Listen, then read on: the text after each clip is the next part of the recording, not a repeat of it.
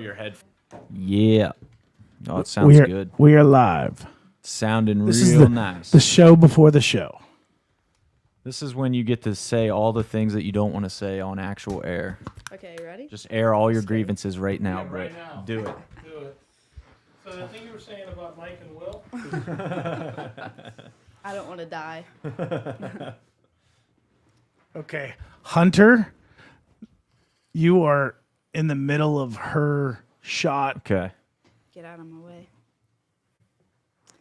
Yeah, that's the ugliest. I mean, Oh, there we go. There Now she we look good. is. Oh, There man. she There is. she is. I'm going to send a little push notification to the app for you so that people tune in and know this is happening. Okay. I almost hit a chicken on my way here. That sounds right with Had where to we slam are. on my brakes. Appreciate you not just bowling over the I chicken. was like, wow. Very he nice just of you. took his time across the road. so Britt, some coaching. The closer you are to the mic, the better we'll be able to hear you. Okay. So if you can consciously stay in the mic, it's best. Like this. Yeah. Thank you.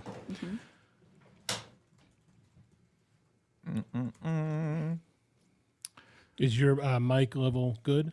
It's not too loud. Yeah, it sounds good. Headphones good. Headphones good. Anyone need a Test. I'm good. volume? I'm good. Yeah, I'm pretty good. Thanks, dude. All good. Are all the mics unmuted? I Can you believe hear so. Okay. Can you hear me? Yeah. Test. Yep. I think we're good. Yeah, I think Sweet. we're good. Can you see me, or is it necessary to see me? Probably. I don't. We probably can't see Jim too well. Jim Yeah, is we here. cannot see Jim well at all. Jim is here. Do you want I promise. to trade places? Like, we come over here? Or That's all something? right. Well, this is good. The people are like to Nobody hear Jim. really wants to see Jim. Hey, let me hang on one second. I Rude. was like, what? It's just rude. If you stay like that, Yeah. We got Perfect. production manager Ryan on the case, queuing stuff up. Dude, Britt is a podcast vet. How I many? am How now. many times? Yeah, I've seen you on Luke Payson ish. Like, who else have you done? What else have you been on? Just Bob Maloney, I think. Bob Maloney. Okay. I can't really think. I did like a senior project for this one high schooler one time, and she did like an awesome. interview with me, which was really cool. That's sick. So, yeah. Was it like fight related or something Yeah. else related? It was Nice. about like girls in MMA. Right so, on. Does yeah. she trains? I assume. She did. Okay. And she didn't end up sticking with it, and she wanted to know like what made us stick with it. Ah, Yeah. that's a cool idea Yeah. for a Yeah. good on her. Oh my How did- gosh, I was so impressed. I'm like, you're a senior in high school. For I did sure. the easiest thing in high school. I was like, anything that's easy and takes less time, I'm gonna do. Well, that's what high school is. we are official now. Oh, it's officially Oh, wow, live. okay. Nice. All right. Whoa. Stop talking about like it wasn't live anyway the whole time. But yeah, this is sick. I'm glad you're in here, Britt. It's been a long time coming for sure. know, I like know. not just for us working together, but for you. This pro debut, everything with your career has been like this super slow burn to this point, and now it just feels like it's ready to pop off in a big way. So how's that process been for you, just to jump right into it? Like, how do you stay focused through all these fight cancellations, switch ups, even that's why Jim, our matchmaker's here on this. Like, you're one of the hardest people to match. Yeah. Females in general are tough to match, but the whole process is just insane with you. So how do you stay committed throughout all that and stay focused? Yeah. Well, and like you said, it is just harder for females to be matched. So I think just starting with that, and then as you go up the ranks, you know, as you go into the pro scene, it's like a smaller pool of women, and that kind of like adds to it. So it's just been, I mean, it hasn't been easy, but I knew like, I was kind of like, oh, did I think this would be easy? Like being a professional fighter, like, oh, that's going to be really easy. It's going to be super sick all the time. Cakewalk. Yeah, exactly. So like the times that I was like kind of down on myself a little bit, I had to like tell myself that like, oh, did I think this would be easy? And like you can ask like any of the greats, like, did they ever have hard times or self-doubt or like struggles throughout this process? And probably what made them great is they never stopped and just kind of kept their head down and kept going. So I knew that this eventually would work out. So whenever it like wasn't working out and I wasn't getting fights, I didn't like, oh, I'm going to take a couple weeks off, or, you know, I just like was like, okay, I'm just going to keep doing this, you know? So it's like a big blessing now, because I got like what I wanted and more. Like, we got a great fight. We got it here in Pittsburgh with you guys, like selling a bunch of tickets, having like everybody I love there. So it's like hindsight 2020. It's been a huge blessing right now. So When was your last fight? I should know this off the top of my head, It's but been a while. it's been a long time. is it so I over a don't year know. at this point? It will be a year in January. January 7th Okay. was my last That fight. feels right. So I know, like, since that point, we've tried to match you once and just literally couldn't find an opponent that worked. And then you had the LFA fight lined up, and then you got signed to Invicta. And I think I told you this at Stout the one day, but I was like, it was like the world was trying to let you fight for us Yeah. once, at least once, because like stuff kept falling out. It was like, hey, Britt's available again. Yeah. Like, one more shot. It took us like 5 tries, Yeah. but we got here. We Yeah. got here. Yeah. And that's how it's supposed to be. Like you said, the environment's going to be insane. Like, Yeah. like we're honored to have you on the card, first of all. And secondly, like, having the ability to promote a fight like that is huge for us too. Like, this is very much a two-way street, I would say, because everybody looks at you as kind of that next level fighter in Pittsburgh. And with that comes a lot of pressure, I'm sure. Yeah. So how are you handling that aspect of your career where it's like, it is your pro debut, but at the same time, from this point on, you have to be super smart with every move you make? Yeah. That's a really good question, because, well, I've never fought at home. So I've never had like the pressure of like everybody, like, you know, I've had a lot of people go to my fights in the past and travel, and you know, people close to me will go. But I've never like sold this many tickets or like had this big of a spotlight on me for a fight. And when I think about it, I do get a little like, oh my gosh, like, oh crap, there's a lot of people coming for me. But then I think the best way I just deal with it is I like don't think about it. I kind of honestly just like block all of that out. I block out that this is like probably the most important fight of my life thus far. I block out like everything that I've given up to get here, because like I've done everything so far that I can, like, and I know I've done it to my best ability to be right about it, and like trained my hardest for it so far. And like the months and like this whole past year was like training for this fight. So like I know that I've just worked so hard for this that like it's kind of like out of my hands at this point. I'm just doing what I can, and I'm really trying hard to not like overthink it. I just like go to the gym every day, talk to my homies like I normally do, hang out there and train hard, and then the fight's gonna happen, and that's when I'm gonna start like zoning in and dealing with, you know, this is it, and just have that ultimate focus when I'm there. But leading up to it, I'm trying to not really dwell on the whole spotlight aspect of it and how big of a deal this is for me. I would imagine having that whole Stout team, like, you're not doing it without them. The camaraderie at that gym is insane. The way you Yeah. guys have each other's back. I mean, you can look at just the announcements that you were going to be on the podcast, like the amount of people who shared it and got Yeah. excited for you and commented on it. It's crazy. Yeah. So having that foundation has to be vital, I would imagine. Oh yeah. I mean, I'm so lucky, so blessed to just have everybody with me at Stout and like in Pittsburgh, and people that I've trained with before, and like still like we keep in touch, and super blessed to be here. Yeah. I want to rewind a little bit because it was funny when you came out here, you were like, feels like I'm back in my hometown. Yeah. And then I'm wearing a Fulton County crew neck, which is where I'm from, in like South Central PA, and it's very rural as well. I'm like, yeah, it reminds me of my hometown too. So you mentioned like selling a ton of tickets. This is interesting to us because usually somebody who's not from Pittsburgh won't sell well in Pittsburgh. Like, that just makes sense, right? You don't have as many family and friends, your roots here. How have you been able to become so popular in Pittsburgh so fast? Like, when did you get in Pittsburgh to begin with? I want to just rewind the Britt story a little bit because I feel like there's a section missing from the history. Yeah. Well, I'm from a very small town. Graduated with 35 people, or 36. Nice. So like, Wow. That is small, even smaller than stoplight. mine. Yeah. No stoplight, no cops, no nothing. So like, Pittsburgh to me. So I went to school at Lock Haven. I was in a relationship at the time, and moved out here with, like, we have since like broken up. It's okay. And it's just like it's like a weird story to tell with that part. But anyway, I moved out here with her, and then she got a job with the Penguins, and I got a job with probation.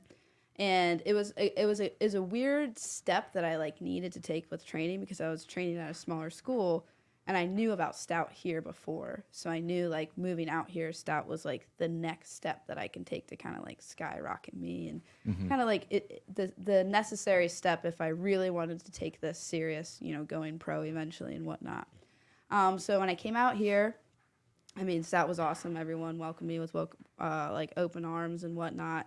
And I don't know, dude. Like, it's just like it truly is amazing because, like, I mean, when I was like first like am I gonna sell any tickets? Like, you know, because Yeah. I'm like I'm not from here and my roots aren't from here, but I've like everybody's been so like friendly here, and I've made a lot of lifelong friends here, and it truly, truly, truly means the world. Like everybody that's getting a ticket, like from the bottom of my heart, I'm like, wow, like thank you so much for coming, because like that means a lot to me. Like you're taking time out of your day, money out of your pocket, like to get my T-shirt to come to my fight. Like it's not cheap, you know, and I really appreciate it.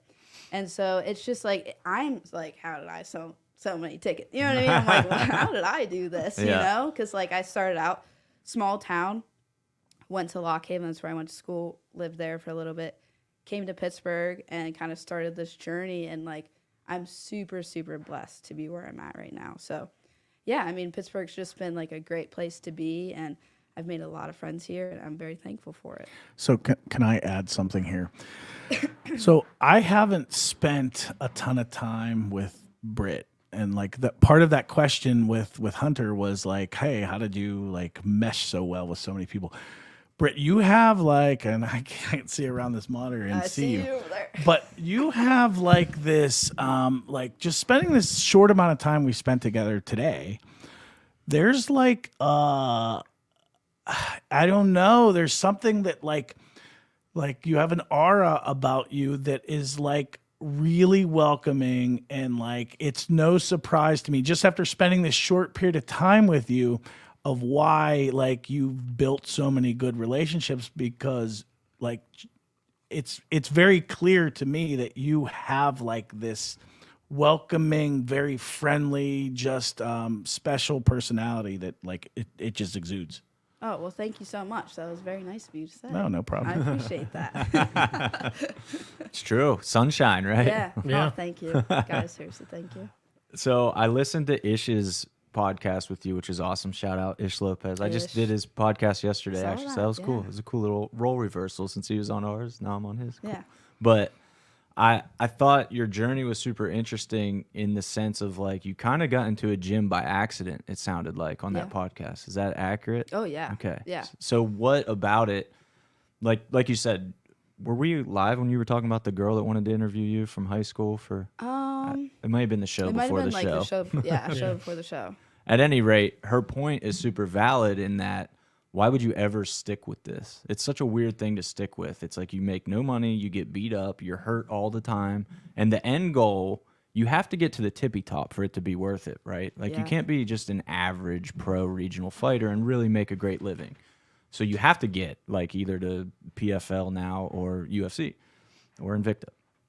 And it's like just such a weird career choice to choose. So why at the very beginning were you like, not only do I like this, but I think I can do something here? I think at the beginning it kind of like fascinated me, the like competition just like seemed, because I always played sports in high school, and to be able to like compete again, I was like, oh my gosh, like this is exciting to me. I think when I first started, I was like, I had the dream of going pro, but I like obviously knew that was a really long road. You know, like you Right. can easily say, I want to go pro and make this a run, but like anyone who's done it, it's like, okay, welcome to the longest know road what that of your means? entire Yeah. life. This is like the hardest thing ever, and you might make zero money. So, and you're right, it is like weird. And I think throughout this process, it's molded to just like who I am, and like with everyday training, like let's say even when I'm done, like I'm always gonna train because it just makes me feel so good. And there's times where I'm like I mean, I'd be lying if I'm not sometimes like, oh, I wish I picked like a simpler life. Like why I can't.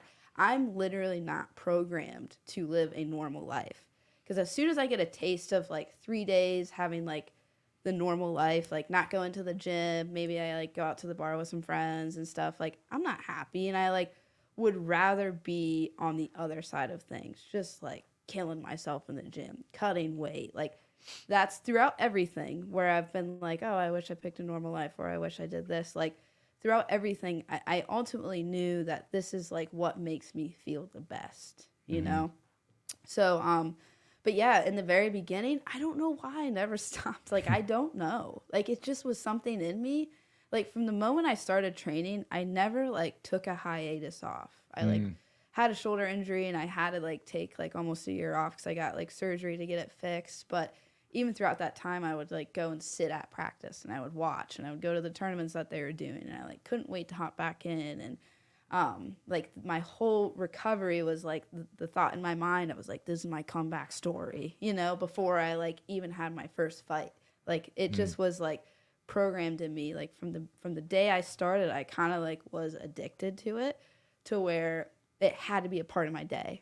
And like people who train, not only if you like, you don't have to fight to be like that. Like if you miss jujitsu or like kickboxing or whatever you're doing, you're like, I'm so ticked off that I missed practice today. Like I had to go, and like, you know, I had a late meeting at work, and they made me miss class, and I'm so angry that I missed class. And like, I think even people just like that, like they can understand the addictiveness that it has, because it's so good for your mental health. So I mean, I kind of like went off on a rant with that. I think I went off on a rant because I don't know why I never stopped, because it sounds crazy.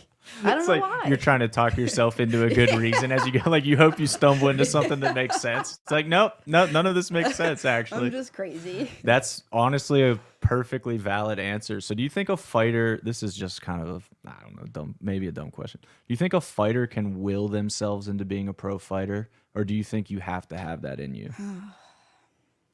Man, everybody's so different in the sport. Like what someone else does is like different to the next about like what, because it's all mental.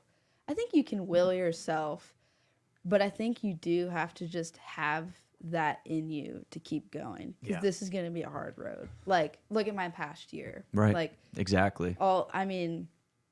Left a career for this, like did a lot of not only just that, like I'm someone that like I didn't go home for Thanksgiving because I have a fight coming up. Like, I will sacrifice time with friends and family to train. Like, I will do that. And, like, that gets tough, too, because I'm like, oh, I'm missing out on time. And, like, I think, but everybody's different. Some people, you know, don't do that, and that's totally fine. And I think, like, you can will yourself into it, but, like, you have to have that mental grit to just, like, you can't be a woe is me person. You can't be like, oh, woe is me. Like, gonna get injuries, gonna have long days, you're gonna balance, like for the beginning, you're gonna balance work and this work. It's gonna be hard. Like I don't really like you can't be like woe is me. You just have to like forget about it and keep going. So I don't know. I mean, I think you can like will yourself into it, but eventually you have to like mold yourself into that person, I think. For sure. I think the physical grind is more obvious to the average person when they think about being a pro fighter. Like, of course, physically taxing, but you said something really interesting there that I want to drill into a little bit. The amount of sacrifices you have to make with relationships and things like that is nuts with training time. Like I heard you say it on Ish's podcast, but like you had to let your girlfriend know up front, like training comes first. Like I have to do it. This is my career. Like I need you to understand that. And obviously she's super understanding and cool about it. But I mean, how tough is that just as a human being selfish where you need to be selfish? Yeah, really tough, because that ties into like the pressure of the fight. Like all these things I sacrificed are for like a 15-minute little segment of my life, and I could win or lose. Obviously I want to win, but like it's MMA. You can throw a haymaker and anything can happen. You know, that's the risk that you take. And the sacrifices are tough, dude. Like I feel really bad. Like, you know, I'll miss my mom and my dad and my stepmom, and I have a little sister, she's 10, and I have brothers, and like my little sister's like doing sports now, and like I'm just hearing about the games, and I like don't go watch the games because they live like about 5 hours away. And it's really tough, because then also like with my girlfriend, like right now, like I'm not gonna like go out to eat because I'm watching what I need to eat, and everything I do is to be like mentally and like healthy for the fight. So sometimes I don't like want to talk about certain things like around the fight or something, like, that would be normal to talk about at home or something, and she'll like bring it up. I'll be like, I don't want to think about it right now. I like, because I have to like, I'm constantly like, all right, Wow. pull yourself out of, Britt's world. Like other people are here too sometimes, because it is very, you do have to be self-centered in a way. And it sounds horrible. It really does. But this is such a mental sport that like how I deal with it. And like I said, everybody's different. How I deal with it is I literally, and this is part of it where I will sacrifice things. I do everything I can. I leave it all out. Like any like doubts that could have been in my outside life, like maybe I left to go home and I missed 3 days of training. And like in hindsight, does that matter? No, but like that's in my mind. And I have to take all of that out. And in order to do that, I have to sacrifice some things. And it is tough because then I do feel bad because these people that love me, that are around me, I love them too. Like my family and my girlfriend. And the fact that they're just so supportive, I'm very lucky too. Like Emily, that's my girlfriend. She's the best. And she's very, very supportive throughout this. Because I know this isn't easy. And it's not easy to be with someone like this, So it's tough. It's so layered. Like you mentioned going home and just having that in the back of your head. Does training matter? There was a golf instructor one time. I heard this is a weird example, but it makes perfect sense. Like, did you ever play golf, first of all? Well, I like have, but I'm not good at it. Okay, nobody's good the first. It's like jujitsu. Nobody's just good at it right away. Like, you definitely have to grind at it. But, like, there's this, obviously you golf, it's sunny out. Some people wear sunglasses, some people don't. Some people think when you wear sunglasses when you golf, it affects your depth perception just a little bit. Like, just enough to be a problem. And he asked the golf instructor, like, is that real? Like, do sunglasses actually mess you up? And the instructor was like, if you're thinking about if they mess you up, they're messing you up. Yeah. So it's like even just that mental, like even the sunglasses might not actually be affecting you, but if you're worried that they're affecting you, they are affecting you. Yeah. There's that weird dynamic of like every little piece you put it into this might come back in some way. It's so mental. That's a really good, I like that reference. Yeah. I totally understand that. It's weird. But when you think about it, you're like, yeah, wow, that actually makes perfect sense. Yeah. Yeah. Yeah. So the grind for you though, like now kicking into your pro career, it's all upward from here. And like this fight in particular, I'm just stoked first off to have it. But secondly, against a vet like this, like the matchup, Jim, full credit, dude, like pulling this one off, like this feels like the right first step for you. Mm-hmm. And how are you viewing this matchup specifically? I think Danielle is like a very good competitor in the fact that she has 6 to my 0 pro fights. Yes. This is her 7th. I was hoping that's where you'd go with it. Yeah. I'm not naive to that, and I very much recognize that. But sometimes, beggars can't be choosers because it's been so hard.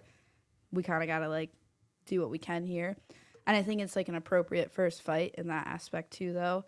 I think she's going to like be really like gritty. She's done, I believe, bare knuckle fights too, some boxing fights. So I definitely respect that. But like, I'm always like that into a fight. Doesn't matter who it is. You could be like 0-15, and I'm gonna like treat you the same. I'm gonna think you're like the best thing in the world. And at the end of the day, like a fight is, and you'll see. Like I think I started doing this. I think my 3rd fight. As soon as I like walk in, I'm just like ultimately like super zoned in on the person. Just focus. Nothing else matters in the world at that moment. Because I've had fights, my like MMA debut, I lost, and I wasn't like that. I was like kind of looking at the crowd. I was like listening to my name being announced. I was like listening to my walkout song, and after I lost that, I was like, that's done. I'm just worried about this person right now. I'll just lock in on them. And I think she's gonna be tough, and I like respect her. And I'm also very thankful for her because without her, like this wouldn't be happening, and I'd probably be a little bit more hopeless about this stuff. So I'm super happy that she took it and that it's happening. I'm happy that you guys made it happen. So I think it's gonna be a good, exciting fight. So where did that competitive attitude come from? 'Cause you mentioned growing up, you played sports. And usually, like what I see when somebody has that in them, that comes from one of two things: either a big family, or one of your parents was involved in sports, had an athletic gift, athletic ability, and it came from them genetically. Yeah. Well, I grew up with 3 brothers, and we were all very rough on each other. Isn't everyone technically your brother though? Like for everyone's being- my brother. But you sent me that meme, which I've gotten it after you sent that to me another time. That's I was awesome. like, wow, that's so funny. Where, made so for where you. where did you fall in line with your brothers? Oh man, I was like right with them. We'd be No, out like or- older, in the okay, middle, I youngest, am, the baby. I'm the second oldest.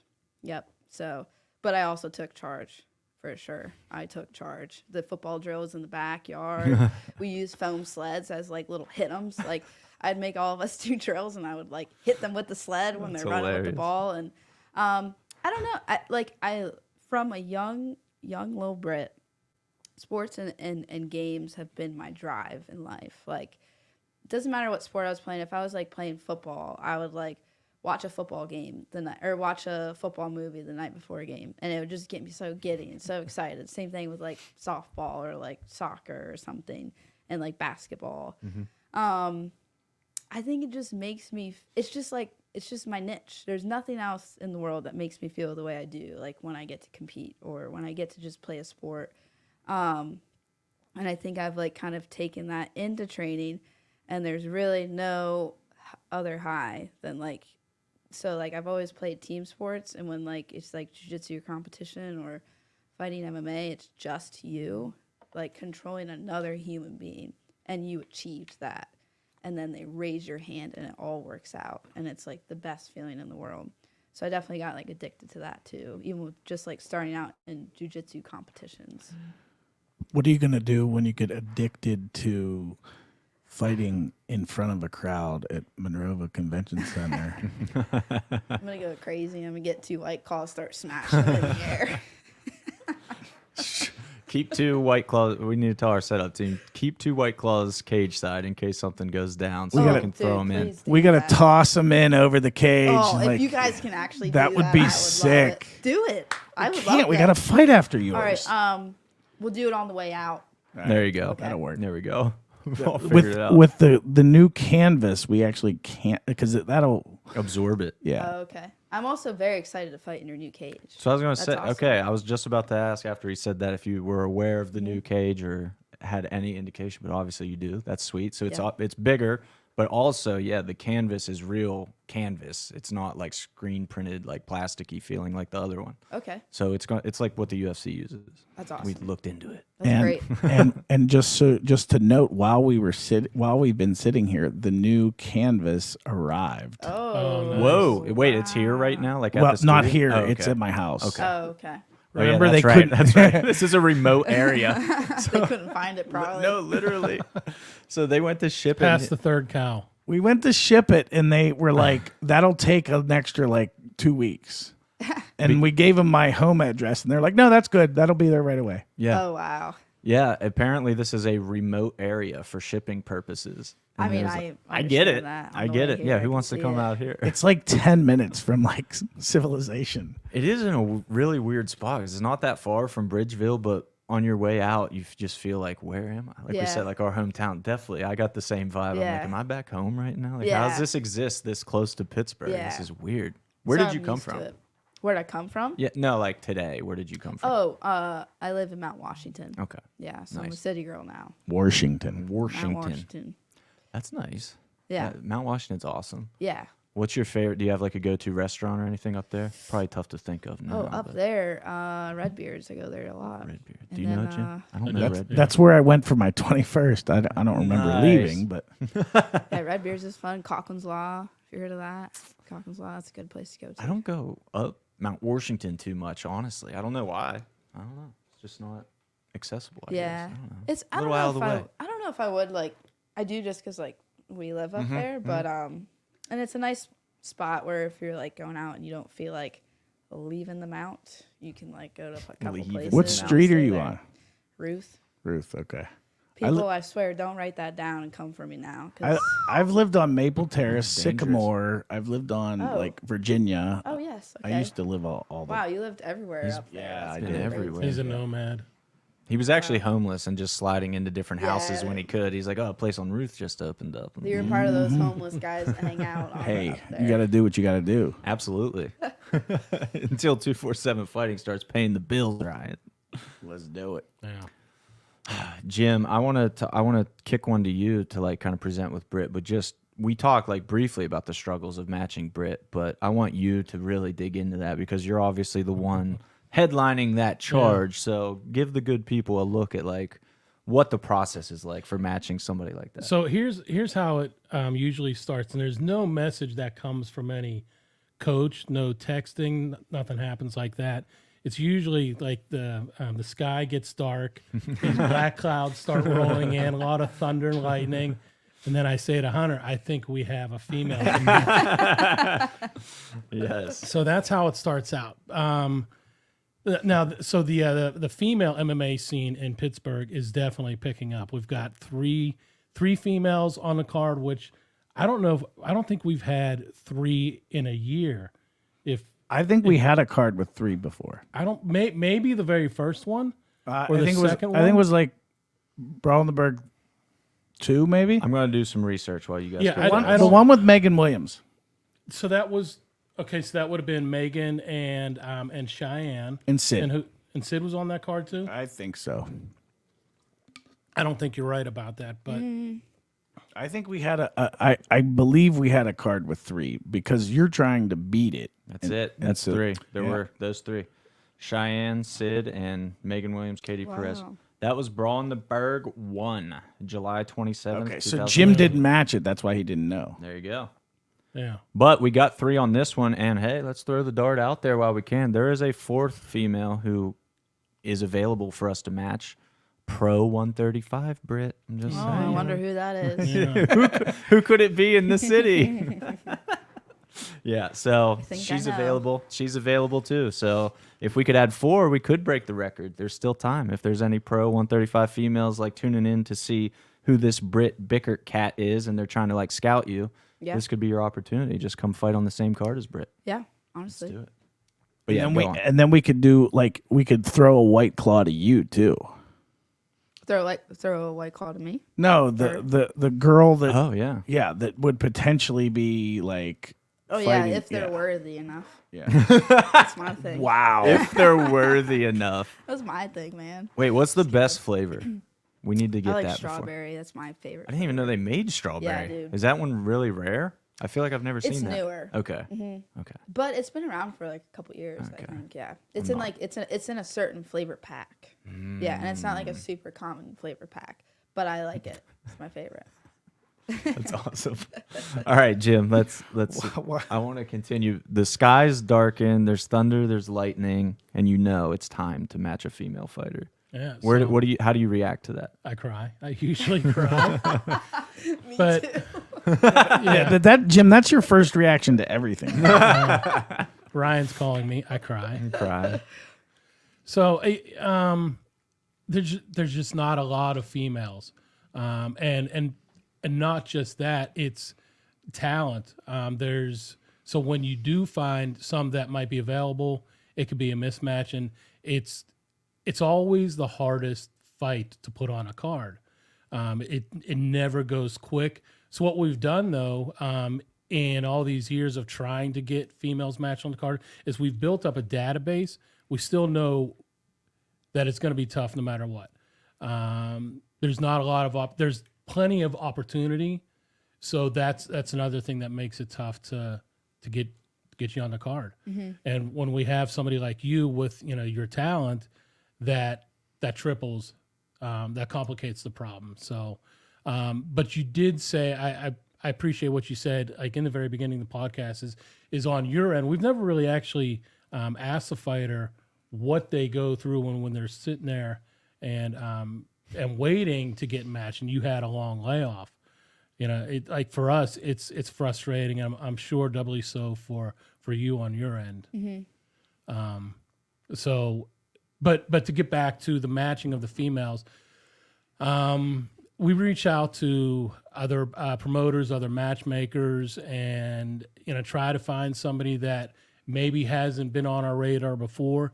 With you coming on the scene, though, it has changed things a little bit because we've had Cheyenne on the card. Cheyenne, she's at 145, so we've found 135ers that would step up to 145. So I did have people, I had contacts. Danielle was a contact that I had talked to before, and trying to bring her in for Cheyenne.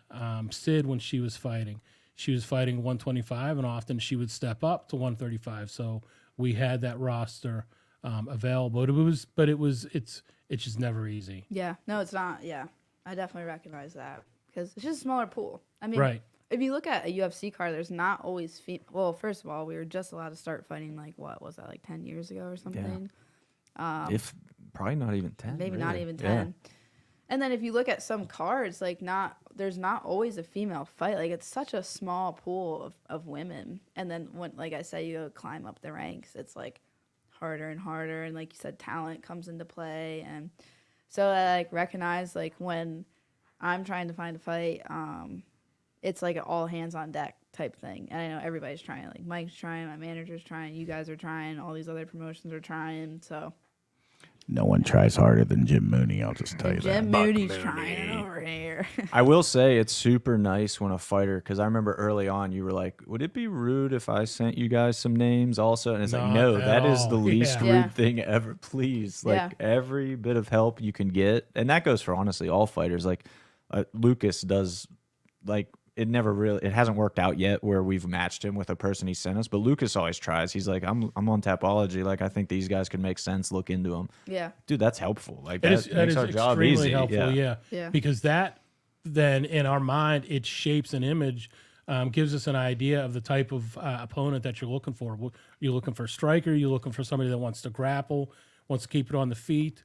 And so when you said that, like, let's get as many eyes on Tapology and, looking at YouTube and digging Yeah. into the registry and see how many more names we can come up with. Yeah, it's like worth a shot. Like once we started finding girls and I was like sending them to you, I was like, oh, worth a shot. Maybe this will work, maybe it won't, but Totally. it's worth a shot. And it's great because ultimately it all goes through Mike and Will anyway. Yeah. So it's not like we're going to just book something without their Yes, consent or anything. yeah. So it's like, Yeah. okay, whether you recommended it or we found it, it doesn't matter. Like it Yeah. ends up in the same place no matter what. Yes. And like you said, they're looking too. So Yeah. that's great. Sage Stupinski just chimed in. We love you, brother. Love you, brother. All right. I gotta talk about the brother stuff because man. obviously it's like it's a meme basically online with you. But what was the brother origin story? Dude, I don't really, once again, don't know. I will say my best friend, Jesse Florentino, he's out in Vegas now. I think it was kind of a part of his, like, just how he talks. If you met him, he's very much like me. I think I, like, kind of fell into the brother thing. You just picked it up yeah, from him? I just picked it up a little bit. And it kind of just slowly but surely became what I do now. And I love it. I think it's really funny, too. Like, I think great. it's really funny, and I love it. So that's kind of like how it started, I think. And then you add in White Claws and Pit Vipers, and Oh, you've got like the dude. perfect branding experience going on there. Like you're I straight love out those. of like late 80s, early 90s pro wrestling. Thank you. Thank you. Thank you very much. I love White Claw. I love Pit Vipers. Love how they look. I've had them for a long time. And yeah, I mean, I think because like that's just me, you know, like when you want to like market yourself or whatever, like that's me. And I'm not this like someone I don't like on my Instagram. If you look, my captions are never like, through the darkness you'll find light if you work hard every single day. Like I'm not like this like gonna give you motivation through my caption. It's fine if you do that, by the way. I don't care. It's all right. I That's just like the cool thing to do. It these is the cool days. thing to do, and it's great to do it too. That's totally okay. I like to just be a little silly because like I like to work hard, but I also like to have fun. You know, so What a dynamic. What a concept. Yeah. So obviously that shines through all over your social media, and it's hilarious. And obviously everybody gravitates towards it, which makes it doubly fun. But Ryan talks about it all the time. And that is like what you just described is how, in our opinion, as a promotion, that's what fighters need to do. Like, don't be somebody you're not, but take who you are and then rev that up to 11, you Yeah. know? And that's obviously what you're doing with that. Like, you made the White Claw commercial the one time. Like, how fun was that? What was that experience like? Literally, so it was for, I think it was for my t-shirt, and the company that I was working with, MMA Tico at the time, they're like, oh, we're trying this new thing. Can you do like a promo video? And it was like right before my fight. And I like went to the gym and I was kind of like, I don't know what I'm going to do. Like, it makes me cringe just being like, I'm Brittany Bickhart, get my t-shirt. Like, I just like can't do that. So I was like thinking of funny things to do. And I just like, it just kind of like progressed more and more. I was like with my friends, the one girl, her name's Dory. She's really good with like TV production. She's like actually legit. It's her job. Bring her I was in. like, she's like really good. She's like has Is a it very Paul's official wife job. by chance? not- Doesn't his wife do that? Yeah, she does something with that too. Okay. It's Kevin's wife who also works out at the gym. Okay. So I don't know if you guys would know them. Yeah, I don't think so. But Yet. I was like, hey, you want to help me with this? And we kind of just like got together. It reminded me of being in high school and you have to like make a video for like art class or something. And we were just like having fun. I was like, no, I'm going to slap it out of your hand you a White Claw, and I'll wear my Pit Vipers. Like, that's like how it came about. So Paul Luke, speak of the devil, just sent me this, and it might be the best Oh, picture ever dude, taken. That picture is hard. That picture Put it is into the hard. camera. yeah, bro. I'm going That's to. a I'm great going one. to. Just on- turn put it on around. Britt's And camera, Britt's yeah. camera, yeah, it's on. It's not focusing on that. Let's keep it there. There you go. Okay, it's focused. Beautiful. How good is that? My God. Great what are, picture. What are you standing in front of it? That was at Strong Style when I was Makes sense. training with Jessica I. That's perfect. I was like, hey, take my picture quick. And like, it was a great picture. Well, that experience had to be pretty sweet, right? Training there. Oh my Jessica gosh. I. Yeah, dude. That was Legit. one of the coolest things I've ever done in my life. How'd you get hooked up there? I'm trying to remember. She came to Grapple in town, like in Ohio one time.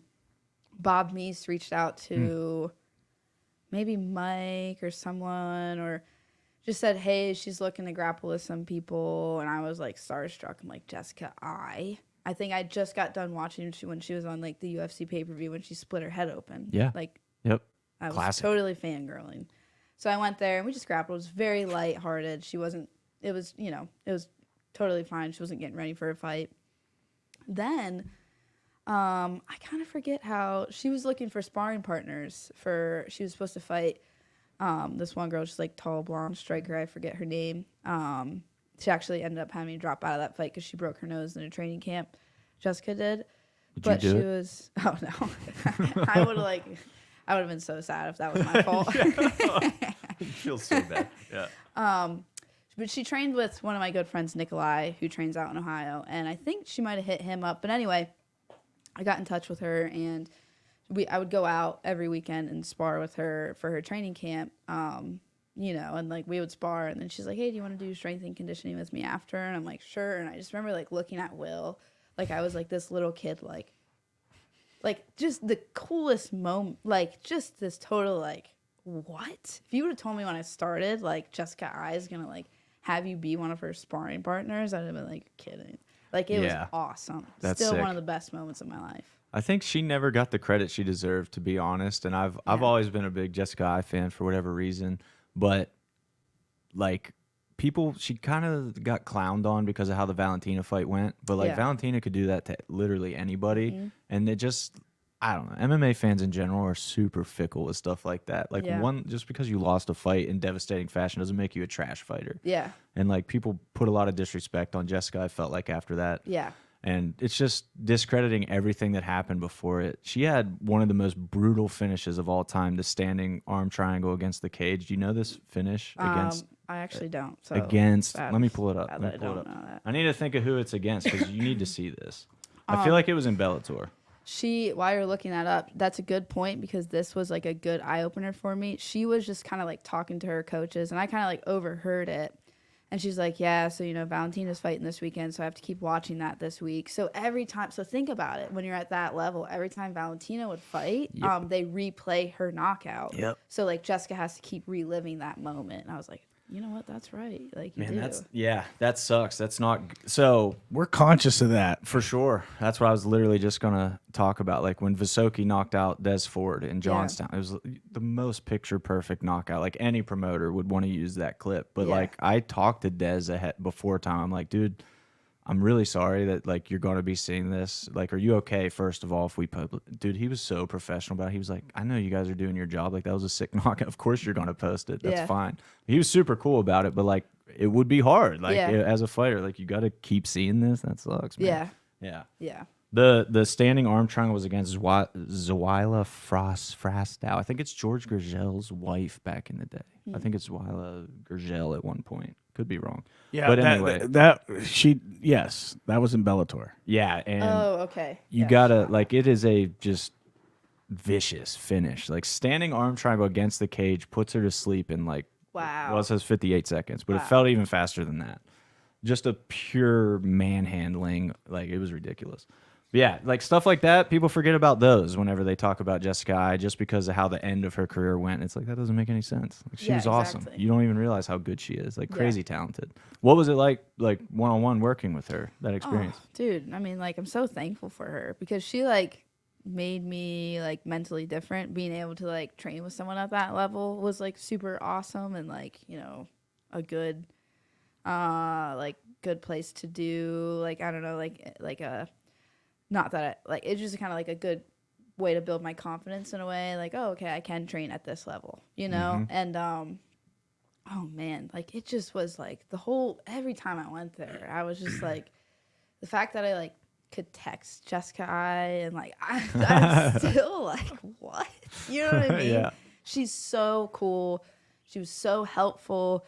She was really like took time, even though she was training for her fight. Like, hey, you got this. Like, you just don't stop. You keep going with it. Like, you can take this. Like, it's yours. And like That's really the fact cool. that she took time to like, even to this day, like now, like she'll, you know, if I have a fight, she'll like comment on my posts and you know message me sometimes. And Got to get her down to the Burgh. That's cool. oh yeah, so Tell her she has a front row seat if she wants it. okay, Yeah. I will tell her that. Let's go. honestly. Yeah, I'm sure Get she some would evil appreciate eye that. action down there. Yeah, Let's I'll be like, go. hey, we love you here. Yeah, Yeah. I think she would appreciate that. She So. looks like I don't know if I have no idea her personal life or her career goals or anything, but she looks like she's in really good shape again. Yeah. It's, like looks like she's getting ready for something. I don't know if she is or if she's just addicted to fitness, but either way, Yeah.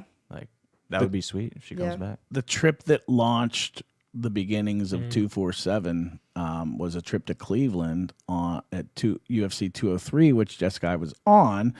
And I got in the elevator, happened to be staying at the same hotel as them, and I got in the elevator and someone else joined. And who is it? Jessica Eye. Wow. All comes full circle. Yep. Craziness. But also the experience I would assume of working with somebody that high level, just that had to further cement the idea. Like I can do this. Like I can make a money Oh, at this. yeah. It was, I mean, it just, I can't express my like gratitude towards her enough because I was like so very thankful to be a part of something like that. And it definitely was, I mean, it was legit for her fight. Like, and then when she fought Macy Barber, I like went back out there and trained with her and like, she had her coaches in her corner, like yelling things like about to like beat me up. And it made a very real, like it was almost like getting ready for a fight my first time going out there because I was like nervous. I didn't know how I was going to do. It was like the unknown. I'm like, am I just going to go out here and like totally get beat up and like be like, wow, this isn't for me. You know what I mean? Like, and it was almost like a fight, like a pre-fight, like never been to that gym. We treated it like we always did 3 5-minute rounds. We would get there, warm up, and then we would spar. And like in between rounds, we would go to our coaches, like we'd go to our corners. Will would come out with me. I would go and talk to him like through the cage, just like you would like in a fight. He'd give me water. He'd like give me tips, and then we would go back out there. And so it really was simulated like a fight too. And so yeah, I mean it was just she's awesome. Like they're awesome there, and I'm like so happy that I did it. Oh no. The buzzing. Is this what happens, Whoa. Jim? This, Is yeah, I was there a just match about to say, happening? I need to look at my phone.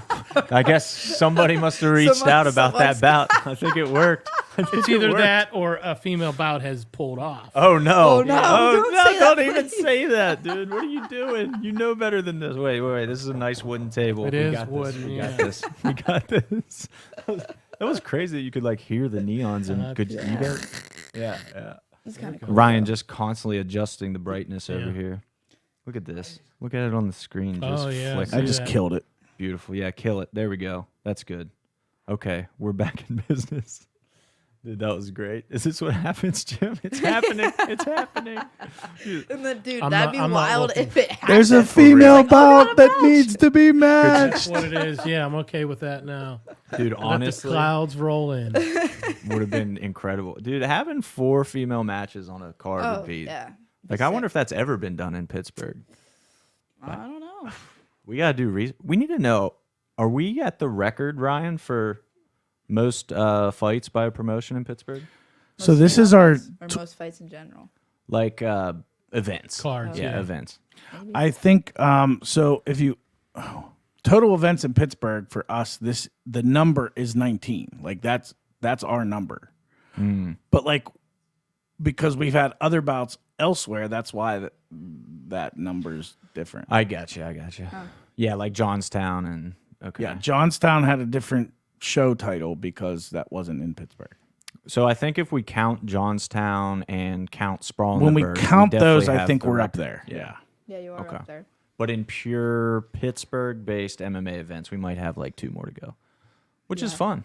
But I I like that. think Gladiators is the only one with more, but some of their shows were in Johnstown. I don't think they named them different. True. You'll have to look into Interesting. it. That's a Danny Palm. That is a Danny Palm question. He would totally know that. No, he won't know it, but he'll look it up. He'll know it in 5 seconds. Who put their food up here? I'm going to eat it. There's Beef food jerky. there. Oh man, that's my food. No, Don't you can eat eat the it. You can eat jerky. it. You can eat it. That's all good. It's fine. It's fine. Chew right into the microphone, Ryan. That's what people love to hear. Little Not- ASMR. Not even a little. So I want to jump to Stout specifically because watching that fight team grow has been really cool for me personally, for Jim and Ryan, I'm sure. Like watching it, a handful of fighters here and there, and then over time, I mean, Stout's been part of the OG Pittsburgh crew as well. Obviously, Wilkins is as Pittsburgh MMA as it gets.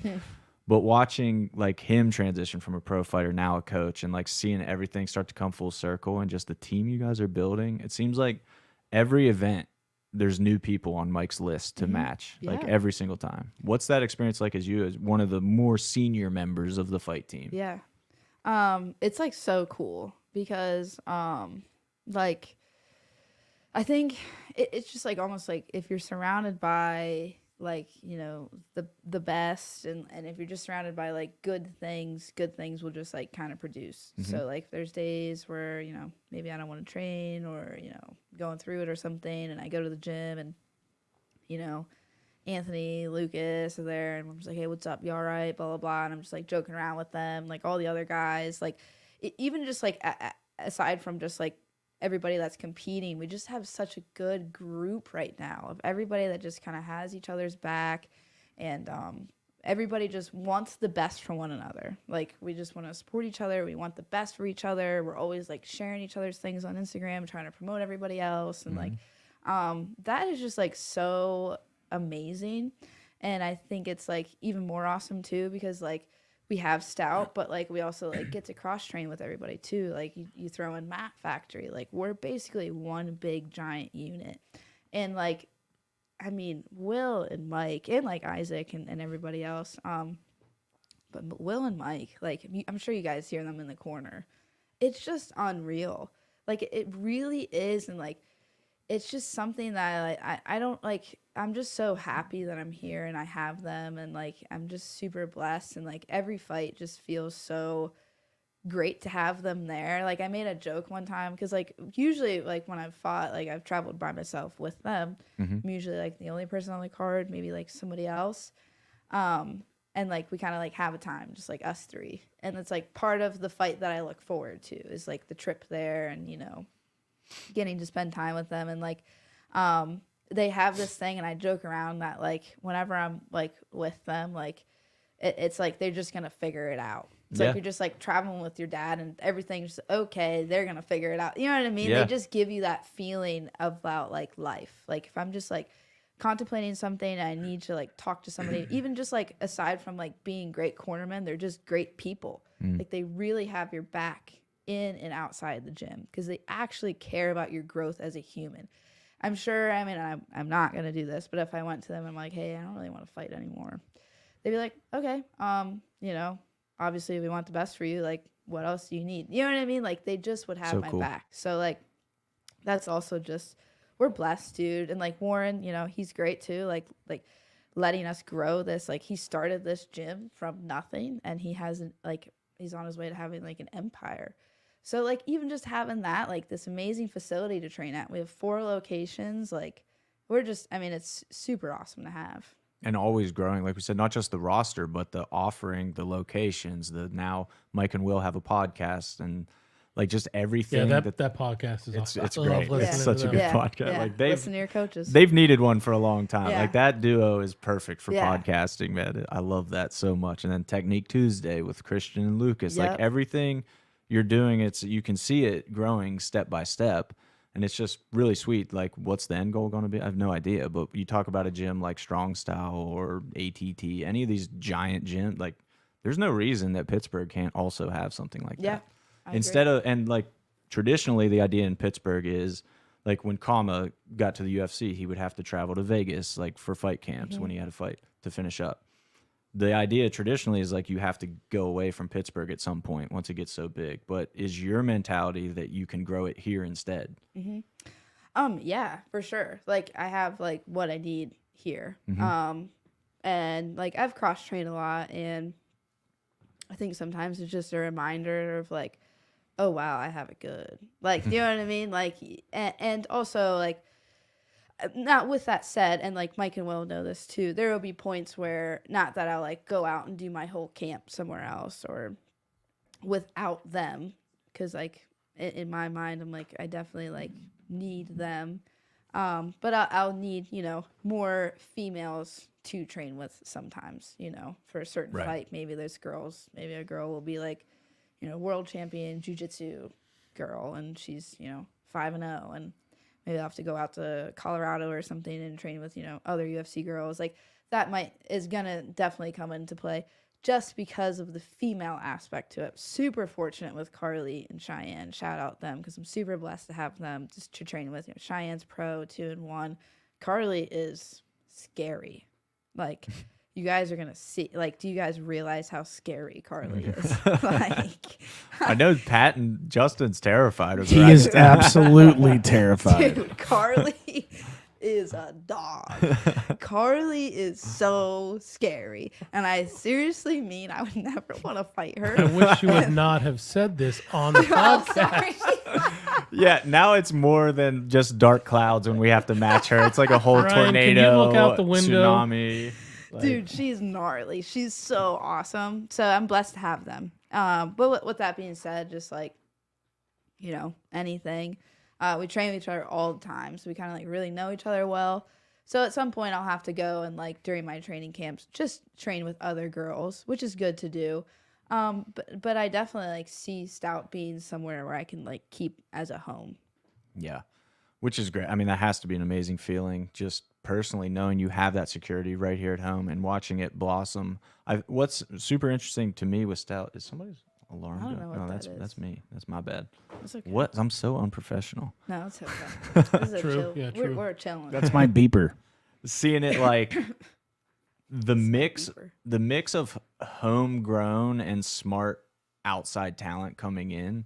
What, I don't know if you can even speak to this if you really know, but like, what is the vetting process like for Stout when somebody like Lucas Siebert wants to make it full time, or like J Ram comes up and wants to make it full time? Luke Martin, like, seems like you guys have smartly added outsiders that instantly fit, like they just fit right Yeah. in. Whereas you get the wrong outsider, it could kind of disrupt the chemistry of the gym. That's a good point. Well, honestly, like shout out Lucas. All those guys come because he just like knows them, and they just, I think they come try it out, and I don't know, like that might be better like for them to answer. But what I would assume is they come and they're like, and Lucas is like, because Lucas is legit, and he's like, hey, like this is a legit place where I'm at. Like telling you, just come and you'll see. And then they come and see, and they're like, oh yeah, like I want to stay here. And then they're just chill guys. Like we're so blessed. Honestly, you know, if someone comes and they're not the best human, I think like I fully believe in that. Like that just kind of weeds itself out on its own. You know, like we're not gonna like very we're not gonna like say no, but like if you're not a good person, I think that will just kind of work itself out on its own because we're so tight, Yeah, and because right. it is just so good here and at Stout and whatnot. So like luckily we don't like really have that problem. Maybe like as we get bigger that it might be a problem, but like yeah, it's I think just since we're just so good, just like anything, it's like the old saying, like the bad's just gonna weave itself out. It's just kind of like that. So yeah. I think that makes perfect sense. It would be interesting to see where it goes from Yeah. here for sure, because just comparing it to a year ago is nuts. And same for us. Like when I look at 247's growth, it's hard. You get so caught up in the weeds of like event to event that you just fail to see the bigger picture. And then when I think last year at this time was BitB 15, like Calvin Harbaugh versus Shaka Worthy. And like that was December's card last year. And just seeing where we've gone from there, like that feels like 5 years ago in my head. I was there. Yeah. Yeah, Wow. yeah, right. Yeah. It literally feels so long ago. It feels like we've done so much in that year. But day to day, it's just these small little incremental changes. And then when you get that big picture perspective, it's like, wow, like some stuff happened this past year. Oh man. And that's how Stout is to me too. Like every once in a while, like Mike, like I said, he adds a few new every card. But then if you look at his list from like for February's matching versus last December's matching, it's like so many new people. Yeah. Like just a preposterous amount of new people. Yeah, and I think it's gonna keep, like you said, it's just gonna keep growing because we recently started the Stout Fight Team Instagram. If you don't know, now you know. Go follow it. So someone that I know very close runs it. She's very awesome. So I've heard tales of that moderator administrator. so Oh, is that Jess? no, it's actually my girlfriend that runs Yeah, it. Oh, I didn't know. I was like, who are we talking about?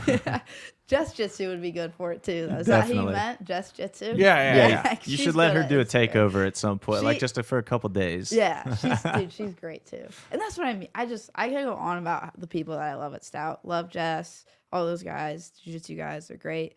But what was I saying? Oh, like how we're growing. Oh, Yeah, so yeah. like I think it's just so imagine being like, because I remember being like where I started was not Stout. I mean, there was no heating, no AC, there's cockroaches everywhere. Like it was gross, and it wasn't like very cool looking. I just liked the fighting aspect, and like watching my first MMA fight made me like super pumped to do it. So like imagine these guys and girls that are coming in, and maybe they can watch some videos on the Instagram, and then they can like come and watch one of our practices, and they're like, oh my gosh, I want to do that. Boom, first motivation, boom, just got a new person. You know what I mean? Like I think just like even that as a whole, like us without promoting it, it just speaks for itself, and then they come watch, like, oh, I want to go to Padmore's fight in December, and like I want to watch everybody on the card, and they're like, wow, like this is a great promotion, like this is so cool, I want to do this. Like MMA as a whole is like kind of coming up like that, and I think things when you just are surrounded by good and like good people and whatnot, it kind of just speaks for itself. And yeah, it's like what we're doing at Stout. Yeah, and I always feel super honored and blessed when something like that happens, when I see a fighter who hasn't fought yet in the crowd at one of our shows, and it like gives them the itch. Yeah. I'm like, dude, that's so cool that Yeah. like our show made you feel like I want to be a part of this. Yeah. And it happens a good bit. Yeah. Which is really cool. And stout guys too, like MF Burns, it was just fought Brandon Washburn. Yeah. Like he was at a show before and then came up to me after the show. I was like, bro, I got to get on one of these. I was like, tell Mike, like, Yeah. say the word, man. We want you on too. Yeah. Yeah, he's a savage. And that's how it always is. Like these new stout, Max Jarrell, like Dude. any new debut stout, it's like Yeah. you guys, the level of quality, the baseline level of quality is so much higher than it used to be in general in amateur MMA. Like Max's fight, if you watch that 6 years ago, that could be a pro level fight. Like skill wise, that's like where some regional pros were at. And those were freaking debut amateurs. It's Yeah. just nuts. Yeah. His debut was amazing. Oh my gosh. I was like, wow, he's like slipping, Yeah, he looked like really good. reading things. And I was like, that's not normal. I was like, that's crazy. That was really, really good. Dude, full shout out to his opponent too, because Yeah. so many, like we said, debut amateur also, like so many would have been just completely overwhelmed and given up. But dude, he hung in there, like Yeah. fired back. He was totally game. Yeah. Max just definitely a slight level ahead right now. Yeah, it was a good fight to watch. Mm-hmm. And a good fight to watch takes two people. And it was Facts. a great fight to watch. Yeah. Yep.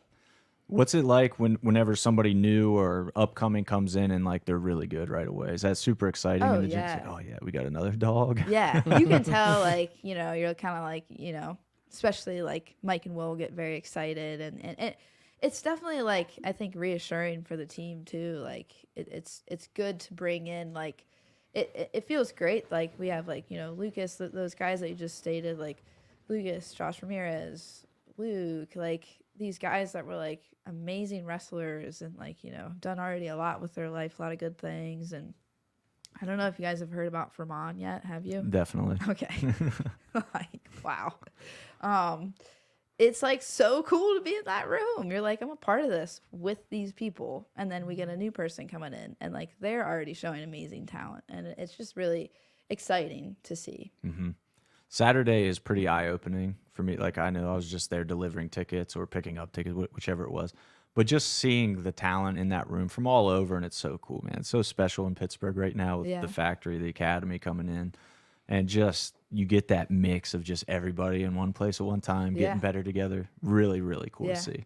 How has that grown since your time at Stout started? So I'm trying to think back to when I first started sparring. Like, I remember Jonas, he's like one of our coaches at Stout. He's like, hey, like, I don't know if you know, but like every Saturday we have this fight team practice if you want to come out to it. And I think even then I was like so starstruck at like just like pros in the room. I was like, he's a pro. Like, I was never training with a pro before that. Yeah. I think it was Ethan Hayes. Nice. And Fadi Schumann. Yeah. And I was like, oh my gosh, they're pros. And like Shaka, and then like heard about Kama. That's when he was fighting like with the UFC. I think he was like getting ready for a UFC fight. And I was like, oh my gosh, his brother's here. He's a pro. Like, Now that's you. and it's, I know. I'm a big cornball about it. I'm very like happy about it. Cause I literally was like, what? Like I would like tell like my friends from home, like, I've trained with pros today. Like, like, 'cause it wasn't something I did before. At my old school I trained with, I was the only female fighter. And then there was 2 other guys that fought. Just 2, and one of them was like my coach, basically training partner / coach. So, and they were amateurs; they weren't pro. So to come here, I was like, oh my gosh, this is crazy cool. Who was that? Will we know the name? Who I trained with? Yeah. So I originally was under Ryan Brinkman. I don't know if you would know him. He didn't fight at all. He just was a black belt in jiu-jitsu. I mean, he's done a lot with his life. And then Jay Klum. Don't know if you would know him. He's out in Portland now. Is it Ryan or Ryan? Ryan? Ryan. Oh, you know what? How I'm saying it, it's Ryan. Okay. Ryan. Same name as you, Ryan? bro. Is Say it your Ryan name, or dude. Ryan? Your You're name. Ryan saying or Ryan? Ryan? Ryan or Ryan? Rado. Rhino. Rado. Yeah. Yeah. So the room has grown. Sometimes it's like so packed we have to like go to the other mat. Yeah. I mean, it's just so cool. Like that's just a huge melting pot of like everybody around. Not even just Pittsburgh. Like we'll get West Virginia. We'll get guys out in Altoona coming out. Like we'll get Ohio. Yeah. Like it's great. He is Pittsburgh, but like Dalton Rosta was there that day, so obviously Yeah. up back home from ATT, like just being able to throw that level into the mix too just elevates everybody. Oh, yeah. Insanity. Yeah, it's really cool. And like we joke about how tough females are to match, which they are, but one thing I'll say that's very evident is how the female scene is growing as well. Yes. Like what day is it? I always mess it up at Matt Factory, the women's wrestling days. Sundays. Is it Sunday? Well, it's so Sunday is like it's kind of like Sunday's open mat, right? Yeah, it's kind of like it's how like what we do Saturday at Stout, where everybody comes. Sunday at Matt Okay. Factory, then we go there to train Right. no-gi jiu-jitsu / wrestling, but a lot of girls from all over. Like, Yeah. you're right. Like sometimes there'd be so many girls I've never even met before, by word of mouth. Like maybe like Cheyenne knew a girl who knew a girl, Exactly. and like, then they come.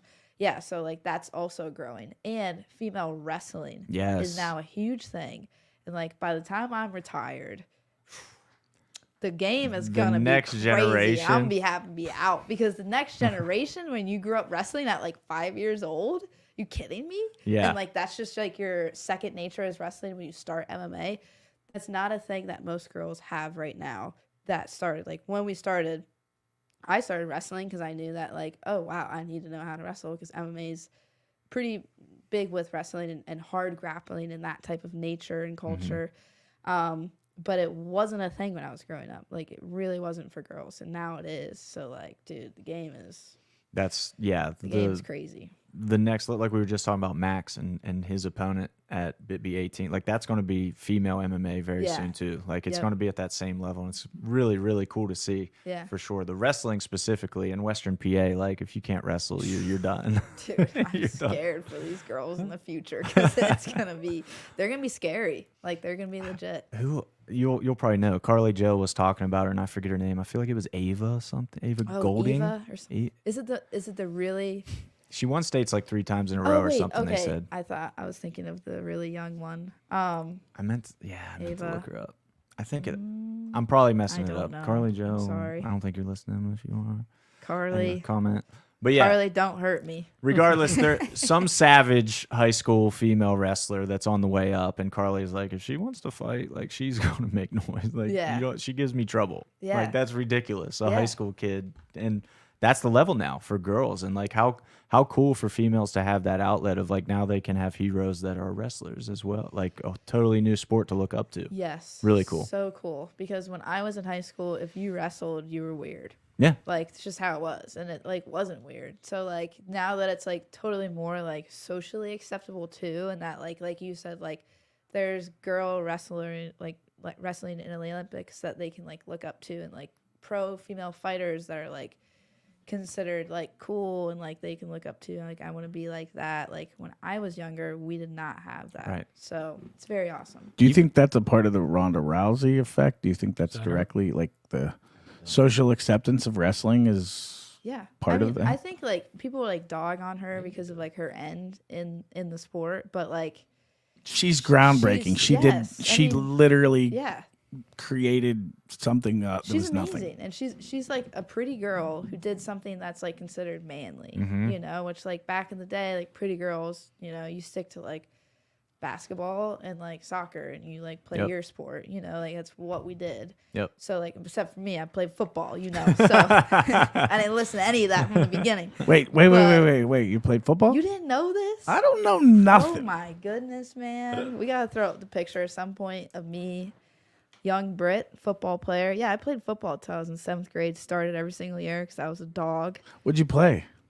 Played all sorts of positions because you know it's Pee Wee. You kind of like whatever bounce she around. wanted. You gotta check her Instagram, right? She posted a picture recently, an old football picture, and it's classic. Yeah, it looks exactly like you. First of all, just shrunken down. Like it is hilarious how little you've changed your looks. You know how the iPhone will like ask to update the contact, like when you add a contact, like the picture, and so like your picture in my phone that when it updates is so good. That's so funny that went to It's like everybody. 4-year-old I didn't know Brit. that was gonna happen. I thought it was just on my phone to like put as your like new ID card. No, everybody's for like, everybody. "Hey, your photo changed," and I was like, "Whatever." It's a hilarious photo. Yeah.